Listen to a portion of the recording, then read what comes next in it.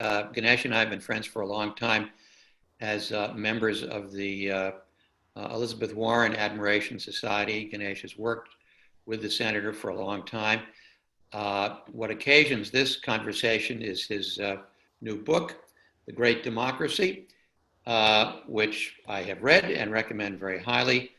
Ganesh is Chancellor's Faculty Fellow, Professor of Law, and Director of the Program in Law and Government at Vanderbilt University Law School.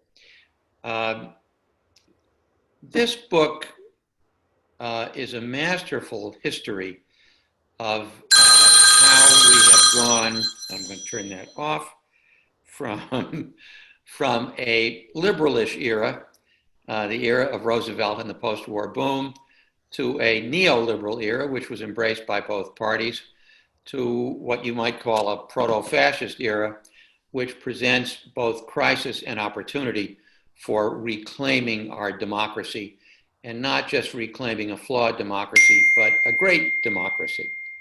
And I guess let me begin by asking Ganesh to recount some of the history that takes us to the present moment and your view of the nature of the present moment. Well, thanks so much, Bob, for that great introduction, and thanks to the American Prospect for putting this together. I've been a fan of the Prospect and a reader for a very long time, and excited to be here and to speak with everyone. And as Bob said, a friend of Bob's for a long time too, and a reader of his as well.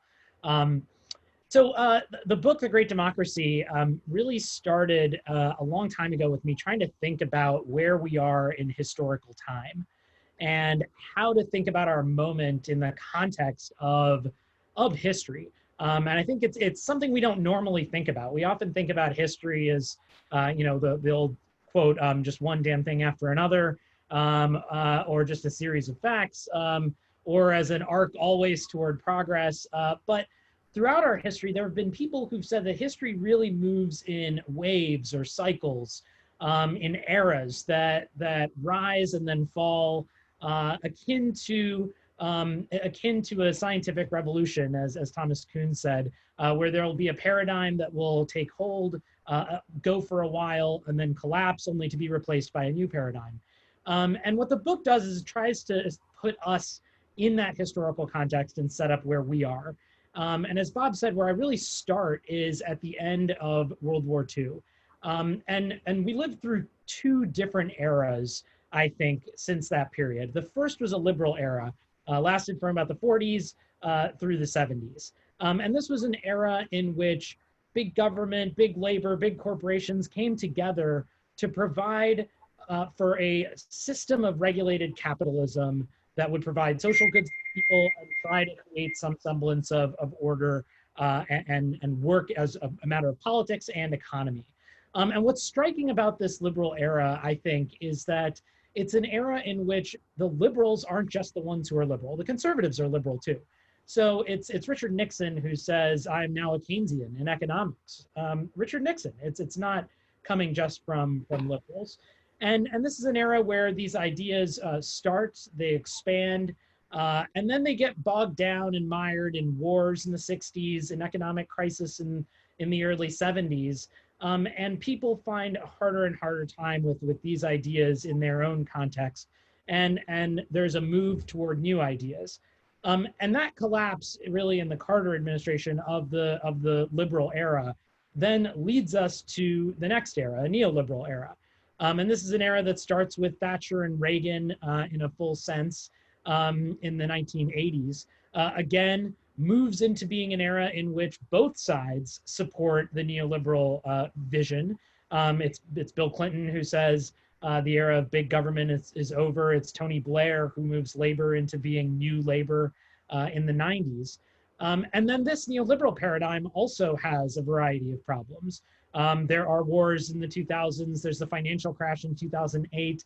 And once again, like in the 70s, you spend something of a decade wandering, searching for what the new paradigm is for the future, knowing that the one that really governed from the past is not up to the challenges that we face at this exact moment. And I think Donald Trump's election in 2016 and the last few years that we've been living in really showed that this neoliberal paradigm is also over, that we've moved past the neoliberal era.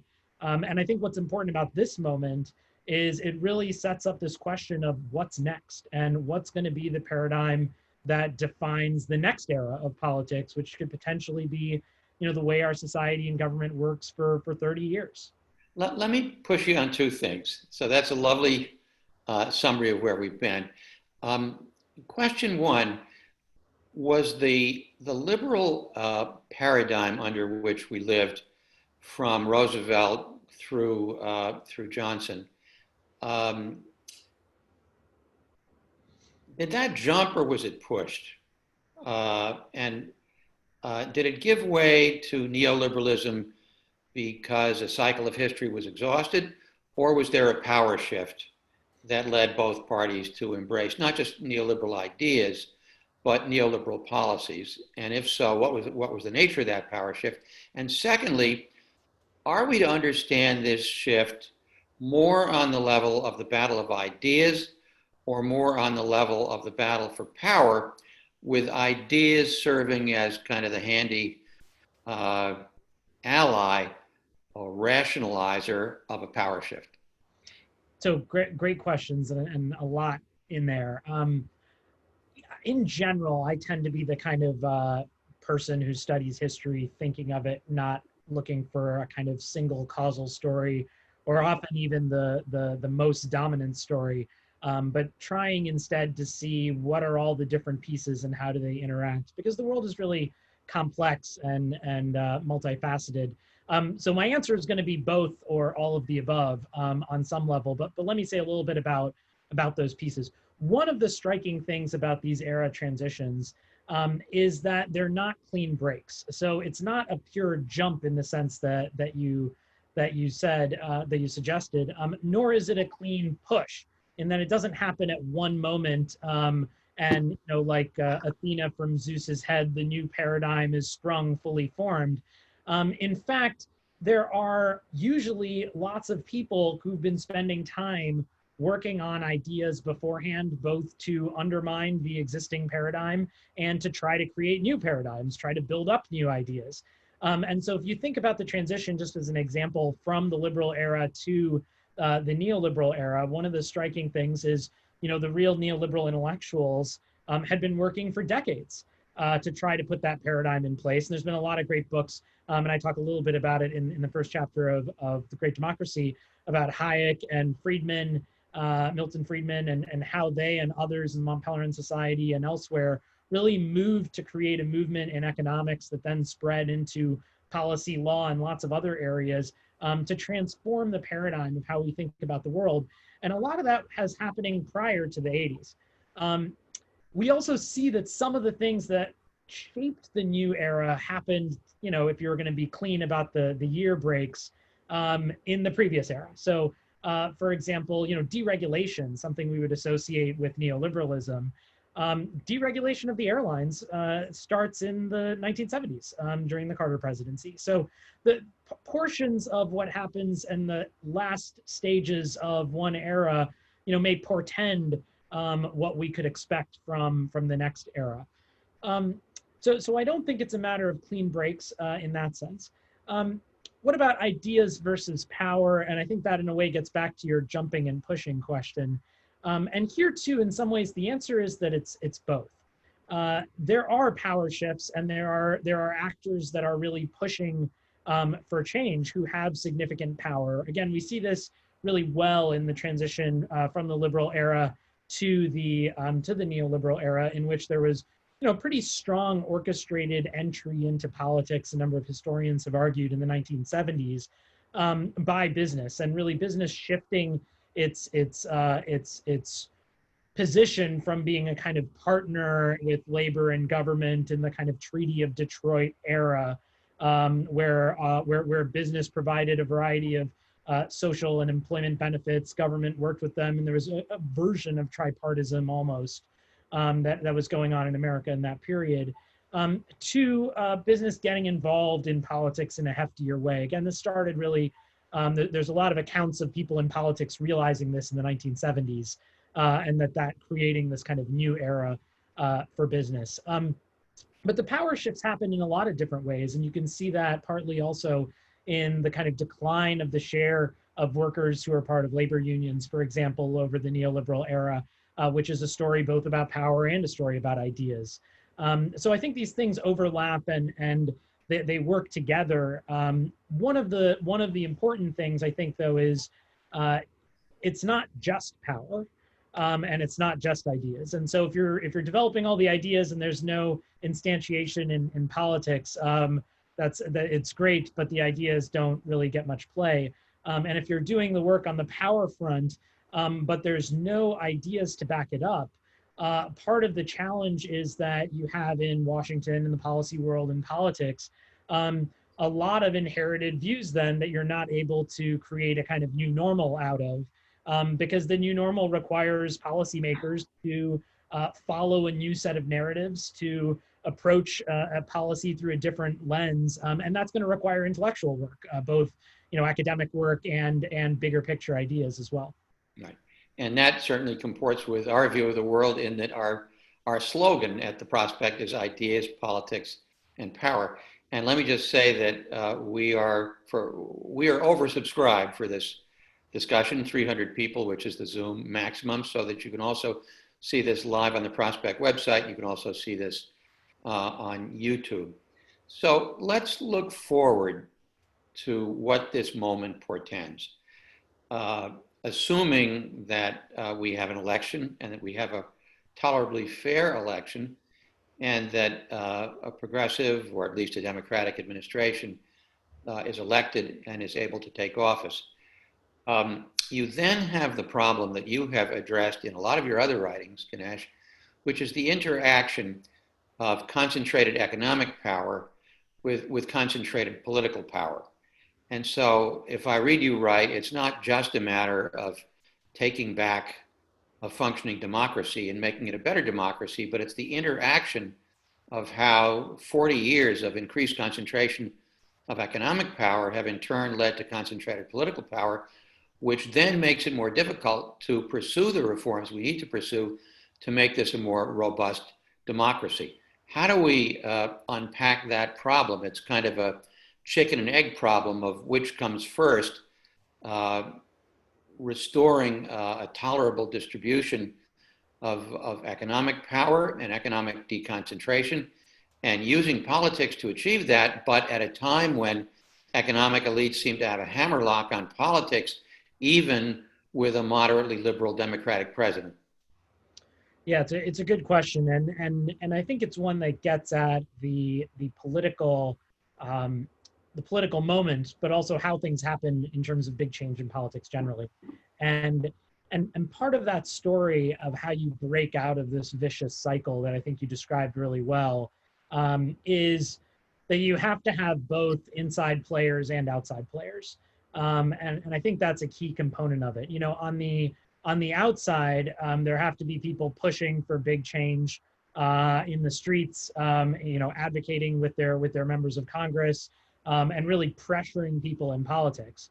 On the inside, you have to have people in politics who are actually willing to be pushed, who are willing to do things, who are willing to take risks, and willing to move forward and push back against entrenched interests. So you need both of those parts. One other striking thing, though, I think, is that in our history, where we've often had these big paradigm shifts, not always, but often, is in times of great crisis too. So the paradigm that starts the liberal era is born from the Depression and World War II. So it's a moment of big change, of a time when people understand we actually have to have a big shift, precisely because they see how perilous the moment is. And I think that's one of the things that gives me a lot of optimism about this moment, is that there is the possibility, I think, in next year, of there being bigger change that could try to reset things on a different direction from where we are. And that's because, we're really facing these three crises. I mean, a crisis of COVID and the pandemic, the economic crisis that has followed from it. And, as everyone has seen since George Floyd's murder, a crisis of justice that has just not been addressed for our whole history. And these crises are things that have to be changed, have to be addressed, and people are seeing that. And I think that's a time when you can imagine there being bigger change, both because the kind of popular context has changed in terms of people sensing the urgency for big changes. And that expands the flexibility for people in power to be able to do bigger things that actually rise to meet those challenges. So if you go back to the Jimmy Carter presidency, which is when statistically you can chart the increased concentration of economic income and economic wealth, that's a period when you've had, let me count, four Republican presidents counting Trump, three Democratic presidents, Carter, Clinton, and Obama. And yet throughout this period, wealth and income are becoming more concentrated. Labor is becoming weaker as a countervail. And within the corporate sector and the financial sector, in a kind of antitrust sense, you're having a greater concentration at the level of company and industry, and antitrust is going down the drain under both Republicans and Democrats. So I guess my question is, how complicit were Democrats in this increasing concentration of economic power, and why? So one of the things about these eras that as I mentioned, is so striking is how much consensus there is on both sides in that era. And so, the liberal era, as I mentioned, had Nixon as the Keynesian, but it also has Eisenhower, and doing massive infrastructure spending in highways. Not things we would associate with Republicans of the last 40 years. Similarly, the neoliberal era was one where Democrats were deeply engaged in deregulation, privatization, liberalization of trade, and austerity. I mean, all things that I define as those four things as really the core of what neoliberalism is. And for those of you taking notes at home, because I ran through them quick, I'll just say them again: deregulation, privatization, trade liberalization, and austerity. And so, this is a time where, while it starts, in a big sense with Reagan, and there's a real transformation there. Over time, what we see is this shift, and we see both sides really accepting large chunks of this paradigm. And I think there are different reasons why we might think, if we go back to the 90s, why this happened, or the 80s and 90s, why this happened. So one explanation is a capture explanation. So it's a follow the money kind of a story. You say that as Democrats shifted in the 1980s and 90s towards moving with more money in politics already from corporate America, trying to seek out and get that money, that shaped their views in a variety of ways, including in these directions. And so it's a kind of money story. So that's one story. A second story is a politics story. So that story says, part of what happened in the 80s with the rise of the New Democrats was with Democrats losing elections over and over again. A set of Democrats, the New Democrats, shifted to trying to run to the middle in order to co-opt some of that space that conservatives had adopted, became more conservative in the process in order to win elections. And a strong version of this would say that, in the mid 90s, after Democrats lost the House in 1994, which just as a background, the Democrats had the House from, I think it's from 1933 to 1995. The Democrats, about 62 years. Democrats had the House for 58 of those 62 years. So this was a big deal to lose the House in 1994. And losing the House then, pushes Democrats to think differently, for political reasons also. So you get ideas of triangulation as part of that. We need to work with Republicans in order to pass anything. And that means finding middle ground. It means picking different kinds of topics to focus on. So there's a political story that's part of this as well. And then third is that there's an ideological story, an idea story, which is, as I mentioned, the kind of Hayek-Friedman types spent a long time working on those ideas. Those ideas increasingly made headway with the new generation of politicians, intellectuals, and others.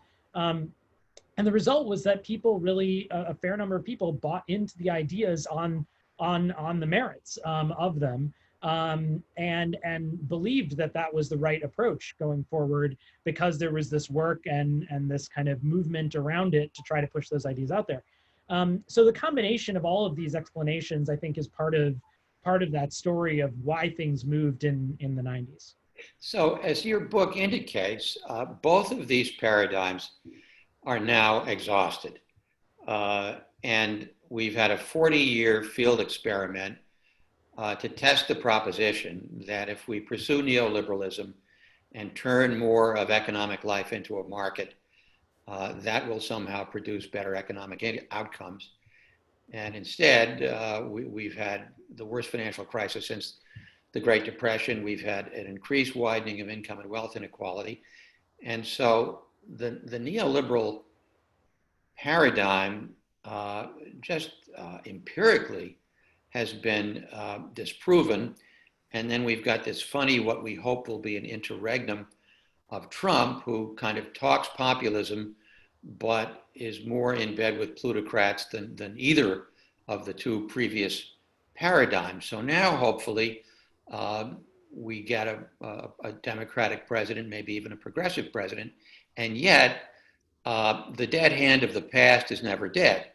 And so a lot of the people who Biden is most comfortable with are veterans of the era of Clinton and Obama, in which it seemed sensible to pursue something more neoliberalish, more middle of the road, more market friendly.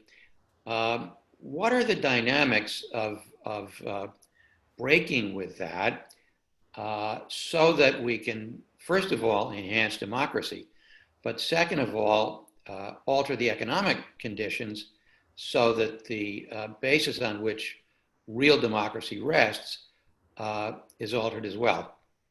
So let me get at this in two ways. Let me start just by saying where I think the kind of possible paradigms for the future are. And in the book, I outlined four of them. The first, I'll just run through very quickly, I called Bannonism. I know, Bob, you've had some conversations, very well-known conversations with Steve Bannon, but the idea behind Bannonism in the book is that it's really a combination of populist economics and nationalist politics. And so populism in both senses of the word. And I think this is an implausible future for the reason that neither of our political parties support this. And so the current Republican Party is not populist on economics. They talk a good game, but they don't deliver. But it's not real, and that's as a result why I don't think this is a likely kind of paradigm for the future. Right. The second paradigm I call a new neoliberalism or a reformed neoliberalism. And the idea is basically we keep the structures of the neoliberal system that we have in place, but really just mitigate some of the worst effects and try to massage out some of the rough edges and corners. So some revisions on where the bad consequences maybe have been, but not much at a structural level that tries to actually get at the problems of the paradigm itself. And this gets to what you were saying, Bob, about how much neoliberalism has failed. And the idea here is that even neoliberals may recognize now that there are problems with neoliberalism, but they're not willing to go to a new, this paradigm as the future would mean not being willing to really go at the root causes, to really go at the foundations, but instead just try to address the worst consequences. I don't think this is a very stable future. And the reason I don't think it's stable is because of what neoliberalism has wrought, which is deep inequality, massive amounts of distrust in our society, failing governmental institutions, which are essential to our basic functioning as a country and a society. And what that means is that we have a likelihood of more and more people like Trump, demagogue types, instability, uncertainty, that kind of thing. So I think it's a very risky future, and therefore not likely to be a stable one. The third option I associate with President Trump and think of as nationalist oligarchy.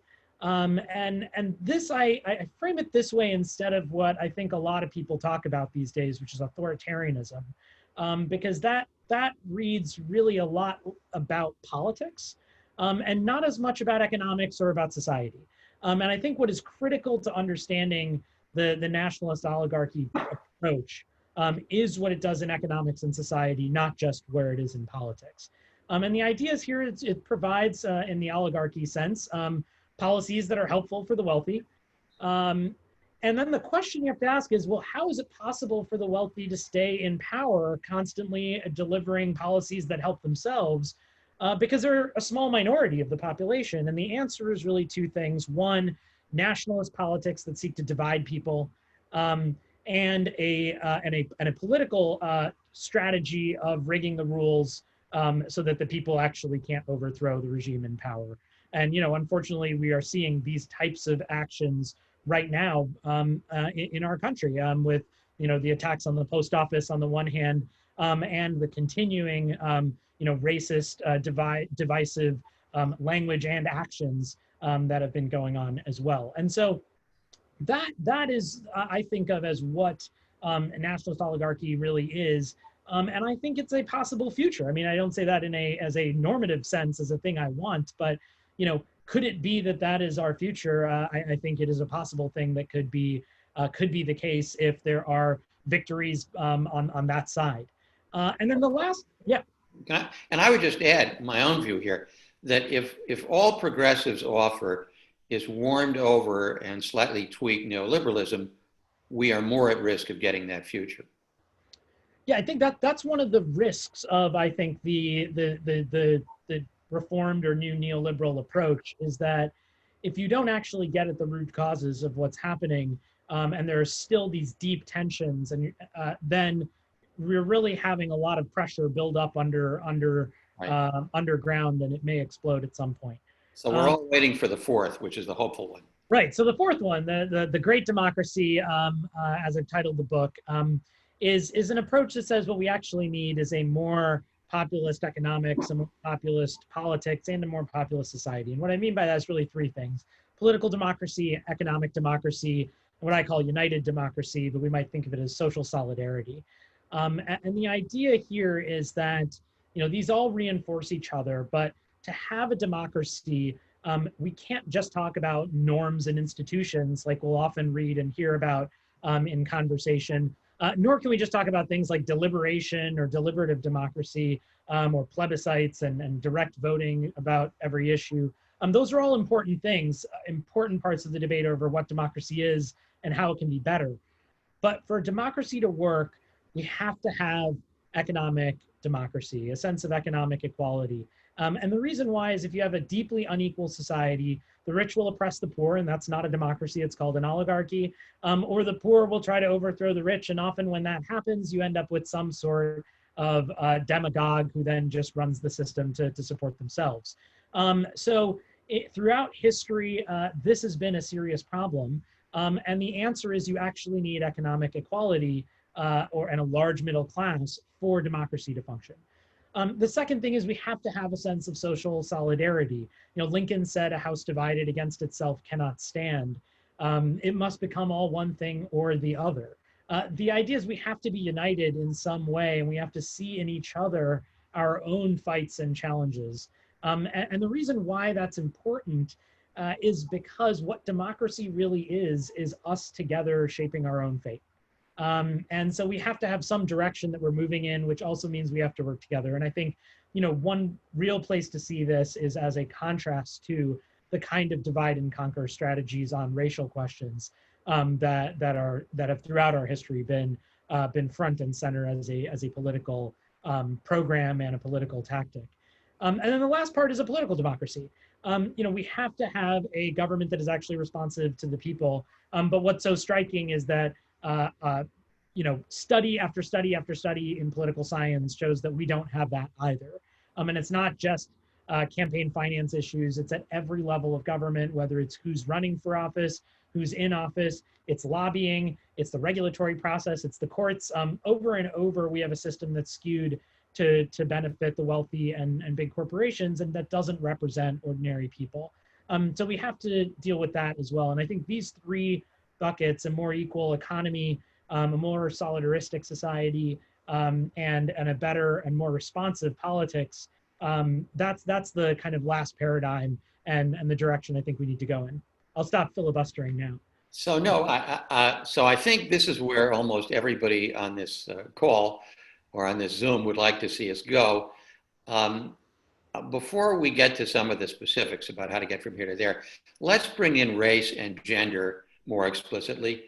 Um, One of the striking statistics, I think I cited in one of my books, uh, is that if you compare the 1996 election with the 2016 election, and you look at Clinton versus Dole in 1996, and you take counties that are at least 85% white and below median income, Clinton and Dole split those counties evenly.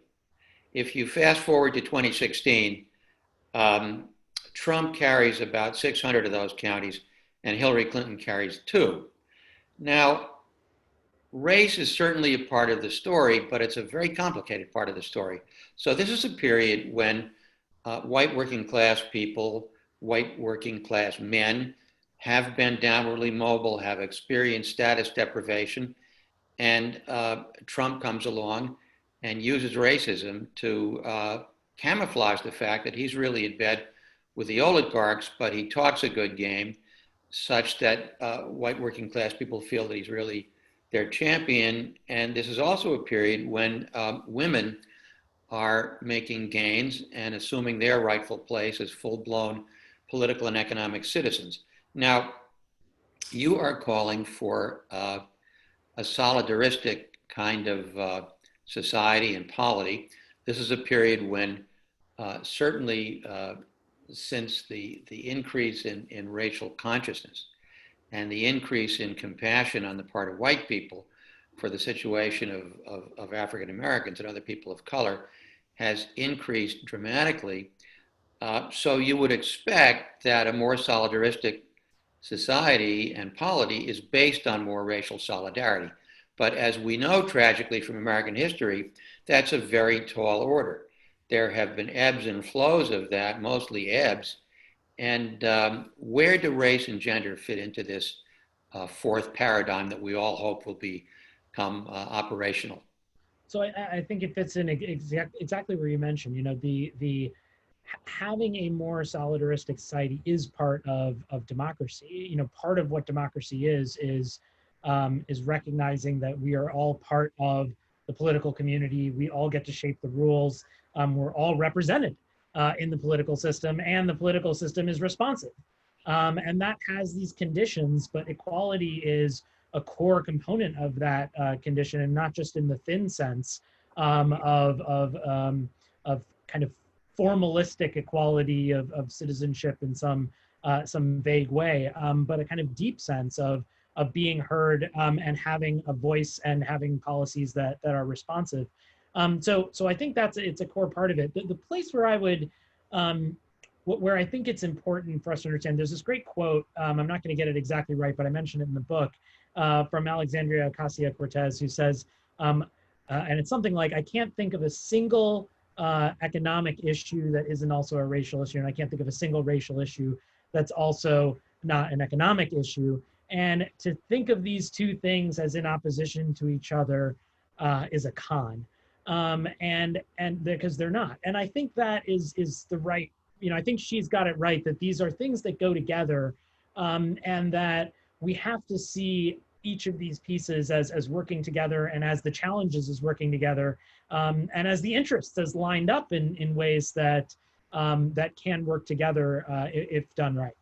Well, and yet, in some cases, I think they are irrevocably in tension. So I look at the work of our friend Richard Rothstein in The Color of Law, where he takes on some of the very difficult reparations and quasi-reparations issues, and points out that one of the reasons why African Americans have been denied the capacity to build wealth is because of housing discrimination and very explicit housing segregation policies in the North, state enforced, not just customary, as well as in the South. And if you were to do this right, you would come up with policies where African American families are given the ability to amass the kind of wealth that white families were able to amass if African American families 60 years ago and 50 years ago and 40 years ago had been allowed into the Levittowns of the world so that they could build up home equity. Well, somebody has to pay for that.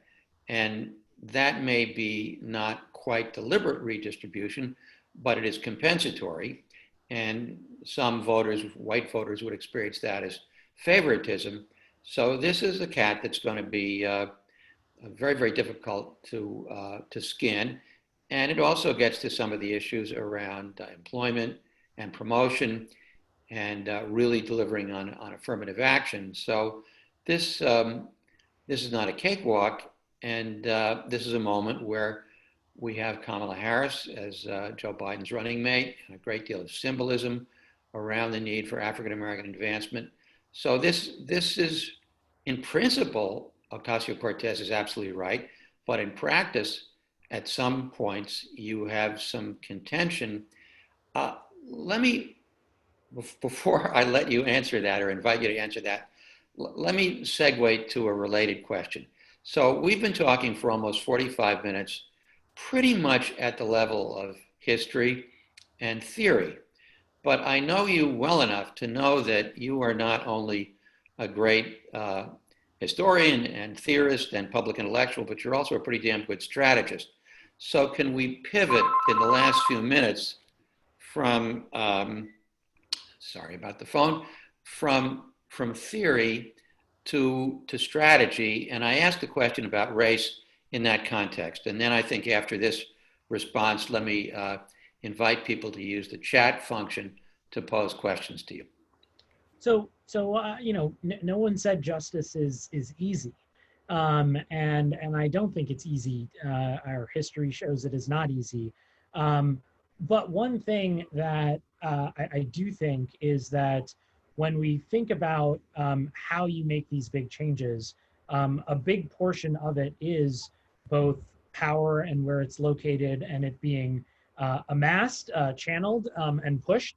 And I think, you know, power in the streets, as we have seen, has the ability to massively change people's minds, to put issues on the table, and to really shape our politics in an important way. And translating that into policy, I think is a key part of what has to happen as we go forward. But part of that story is not just going to be what are the particular policies, it's also going to be how do you not just have a narrative to talk about them, but campaigning and winning on those policies. So, you know, one thing I think that's a challenge for a lot of people who are especially policy wonks or policy interested, is thinking that when you've accomplished a policy and passed it, that you're done with that issue, or with the politics around it.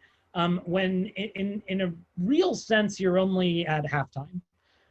Because part of the story is implementation, part of the story is communication, and it's one of the really striking things also, you know, when you think back to the New Deal, it wasn't just that the Civilian Conservation Corps, you know, built a trail in a park.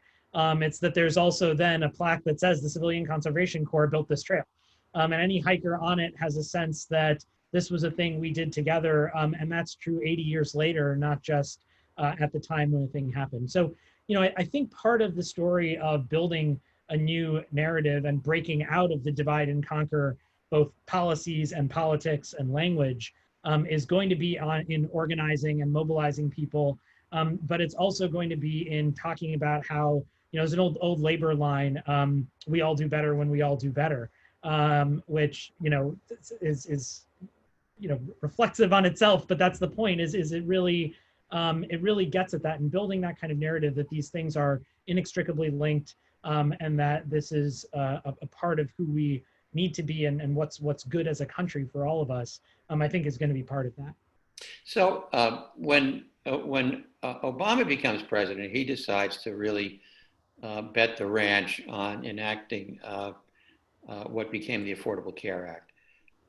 That may or may not have been a good decision. So if Biden asked for your advice and he said, look, I really want to focus on two or three or four big things that will be transformational. What two or three or four big things would you have him focus on first?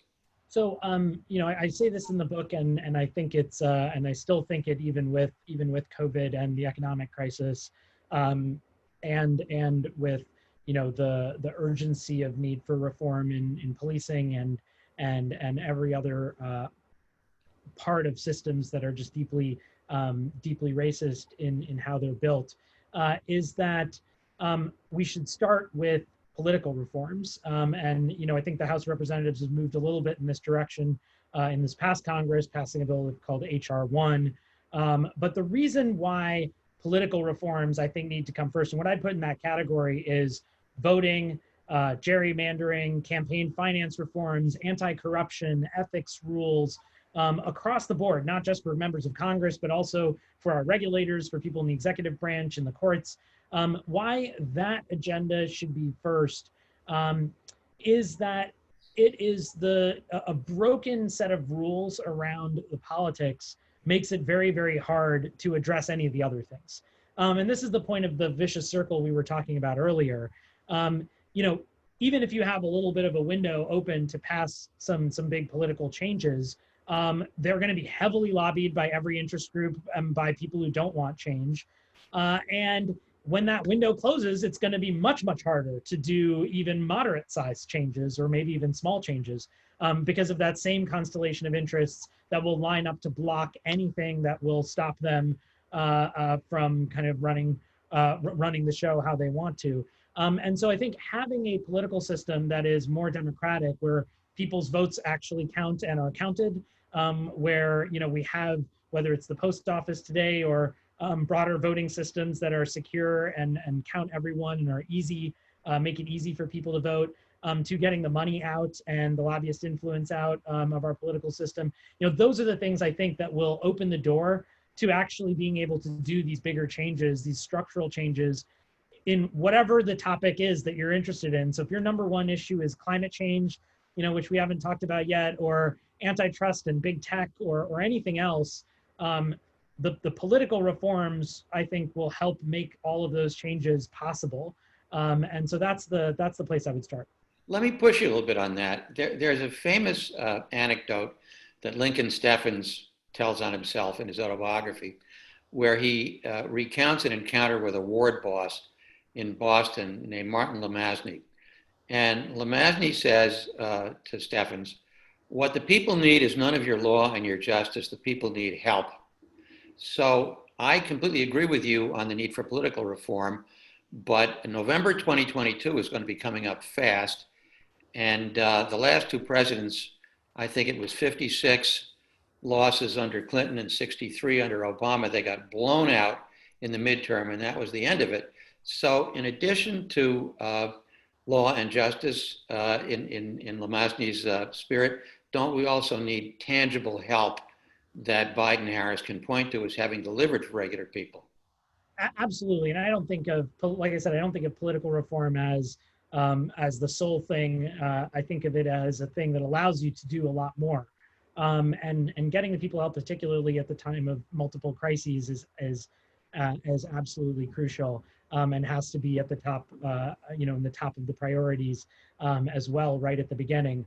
I suspect if there is a Democratic Congress and Democratic president, there will be major legislation in that front to kick off next year as well. And I think what's important about this, though, just to reflect a little bit backwards on these previous moments, is one thing that we've seen is that there's help that can actually build power and build support, and there's help that saps it. And I think that an important piece is thinking about policy as something that actually will also deliver for people, not in some theoretical sense a decade from now, but will deliver now and show real action on the part of the government to solve problems and to solve them now. Right. So I think that's a key part as well. It's not just the kind of long-term help. And in case people are wondering, isn't that in contrast with kind of structural reforms? I don't think so at all. In fact, a lot of big changes that are structural can actually still help people tangibly in the moment. If we think about in the current context, just access to healthcare, there are ways to expand that and help a wide variety of people, which would help them right now, in addition to that being a transformative kind of a change. Great. So I've opened the chat function if folks have questions. And here's one. What about the passage of labor organizing reforms such as the so-called PRO Act? So I think of labor organizing as hugely important. One of the striking things, as I mentioned earlier, is that the neoliberal era was one in which we've not only seen decline in the share of people who are part of labor unions, but deliberate efforts, I didn't mention this explicitly, but deliberate efforts to try to weaken and break the power of unions throughout the country. And this is partly for reasons of the understanding that they have this role, not just as countervailing power with respect to management within a firm, but more broadly, a position in politics and in society as advocating for working people.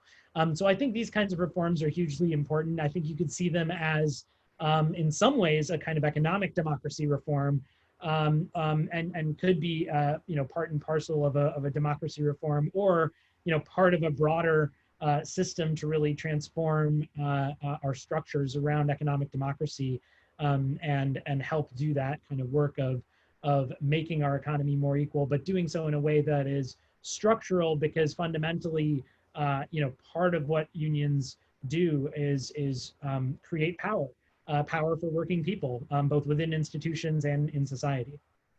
Here's a question about the limitations of a two-party system that make it harder to enact a solidarity society. And the question argues that progressive economic populism is really difficult because neither party fully embraces it.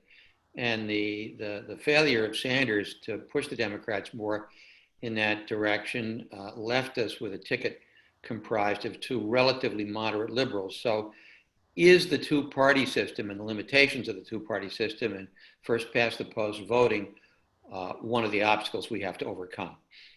So, on voting, I think there are lots of different ways we could do voting, and lots of other countries do voting in many different ways. There are policies about ranked choice. There's policies, in different places to calculate how we think about districts differently, and who's represented. So I think there's a lot of different ways we can think about voting. But the broader question that I think the questioner raised is really about the parties and how they're structured. And there, I think, part of what we've seen in the past is a shift from parties that were sort of heterogeneous, in part because of the role of the South, and the split between Southern Democrats and Northern Democrats and differences on race, and over time a kind of creation of these more homogenous parties in a variety of ways. That's part of the story of polarization, which has largely been asymmetric, but is still part of that story. In terms of what about on the Democratic side, I think part of the way to understand how these changes happen is, as I mentioned before, it's a story of an inside game and an outside game that work together. And there's this apocryphal story about Franklin Roosevelt, who says to someone who comes to him and says, I want, do X, Y, and Z. And he says, that's great. I think, we should do all those things. Now go and make me do it. And the idea there is, a lot of people who are in politics will move with the political wind. And the question is, who's blowing the wind? Where's the wind coming from? And if the people are pushing the wind in a particular direction, it is the case that politicians will not want to run against it most of the time. And so I think that's where there's space for really moving in a different direction. And at least my hope at the moment is that, the crises we face now and the need for change create an opening for people to really push Washington, push our politicians, and for politicians who understand, I think to a greater degree, writ large, than many had in recent years and decades, that bigger changes are needed. So here's a question about the ruling class. In my experience, lefties are often somewhat wishfully looking for so-called splits in the ruling class that can be exploited. Uh, do we think that because of the disgust with Trump on the part of traditional Republicans, traditional business elites, that there's an opportunity here? Or do we think that they are crying all the way to the bank and willing to forgive all of Trump's craziness, all of his excesses, because they are profiting so handsomely? So I'm going to answer this in a slightly different way, and that's to sort of go back to the paradigms of these kind of transitions and eras, because I think it's helpful. The opposition offered in the question, I'm not sure. As I said, as a person who studies history, I don't tend to think as is it a one or another, as opposed to things can be both ands or many of the or all of the aboves, in some cases. But one of the striking things in these transitions is that a few different things happen. First, there's often a new in the new paradigm when it is achieved. There's sort of a new normal, a new equilibrium that is really on the terms of one side. It is not on the terms of the middle or both sides or some sort of tit for tat that exists forever. It may feel like that in the moment, but the broader paradigm, it's really on the terms of one side. The liberal era is liberal. The neoliberal era is neoliberal. It is one side's large victory over the other. Right. And that's important because it suggests that there is a winner. I mean, this is the Lincoln point. It must become all one thing or the other. There is a winner on this. As part of that, however, what happens is a wide variety of people, some who are maybe in the middle, some who may have been on the opposite side, come to eventually join the kind of new paradigm. And that might be willing or unwilling. It might be tactical or genuine. But it happens that there is, as part of this, a kind of shift.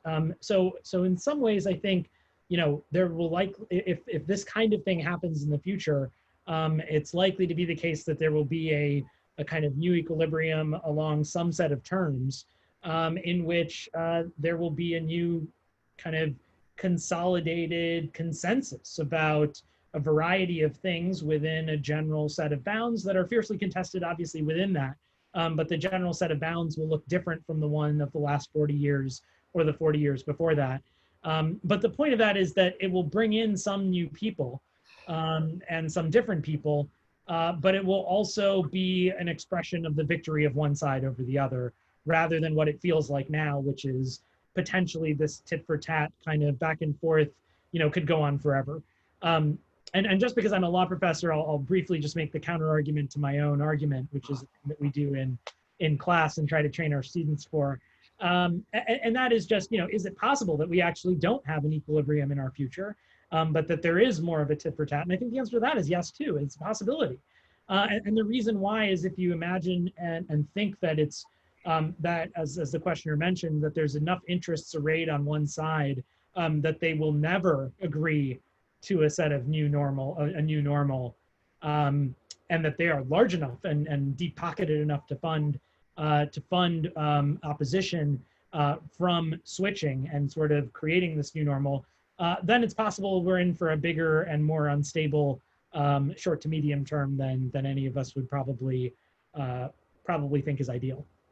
In trying to figure out where the pivot point of this new equilibrium is going to settle, one of the disconcerting things is that the standard bearers are relatively moderate liberals. They're not by any means radicals, and obviously in line with the apocryphal Roosevelt anecdote that you told. A lot of this does indeed depend on what kind of push there is from the bottom, from the streets. Now, this is a moment when there are lots of social movements percolating. But if you compare them with social movements that really produced durable change, partly in coalition with a president, partly in opposition to a president, the civil rights movement of the 60s in Johnson, the labor movement of the 30s in Roosevelt, do we think there's really enough juice on the ground that it could have that effect on Biden-Harris? So, I'm encouraged. I try to be an optimist about these things. I am encouraged by the amount of people who were out on the streets for such a sustained amount of time this summer. I'm encouraged by the number of people who got active in the presidential primaries, and think that that was just really an extraordinary show of interest and understanding of how much is at stake in this moment. And I'm also encouraged by how much things have moved already in such a short period of time. I mean, if you just think about topics, I'll pick a couple, but these may not be on the forefront of mind for everyone who's watching. But if you think about the conversation that was happening in the country or in the press or in Washington about antitrust and big tech 8 years ago, there was no conversation. Right. What about a conversation in that topic 4 years ago? I mean, there wasn't much of one, if anything. I mean, there's in a very short period of time, in fact, a lot has changed in terms of that that conversation. There's a lot of sources of that change, but I'm encouraged by how much has changed in such a short period of time that it really creates that opening, I think, for there to be a real ability for pushing. Now, whether people actually decide to put that pressure on and keep it up is going to be the question. And I think that's not just a function of pushing the pressure on a president or a vice president. We spend a lot of time thinking about the role of the presidency, but pushing members of Congress, pushing governors, pushing mayors. There's a lot of different political actors, and momentum is built in many different ways. And so creating that momentum across all these different jurisdictions and with different kinds of people in politics at different levels, I think is going to be critical to getting to change. Last question, and it's a good one. How does social media fit into this? Social media was going to be a real enhancement of popular organizing. We've seen that it's been the friend of totalitarians, the friend of trolls, the friend of superficial tweets. On balance, in your quest for a solidaristic society and democracy, where does social media fit in? So, I think like a lot of people, there's benefits and drawbacks. And on the benefits side, even for organizing, social media is a tool that organizers use, and you meet people where they are. And a lot of people who want to get active are there and are, for example, not don't have cable TV, don't watch the evening news every night or something like that. So where you reach people and how has changed, and that's part of the reality that exists now as it exists.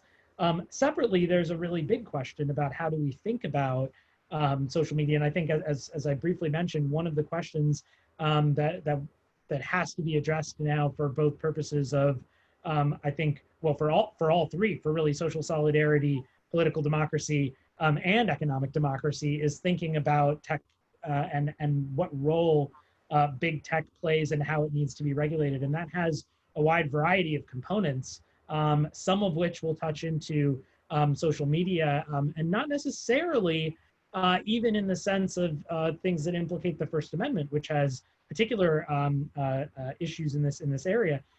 But the business model of how we think about what big tech does has impacts in how social media runs and works. And so, thinking about the relationship between those things, there are things that are commercial that might actually have secondary effects on how our society fractures or doesn't, whether that's in the form of misinformation or people being in little ecosystems. I think these are deeply connected, and that's a topic that also has to be, I mean, priorities list is going to be a very long one, but that is another one that has to be toward the top of it because of these systematic effects that it has. Well, thank you to Ganesh. Thank you to everyone who participated. Speaking of social media, you can watch this on Facebook. You can watch this on YouTube. Most importantly, The Great Democracy is a great book. Buy the book, read the prospect, and thanks to everybody once again for joining us.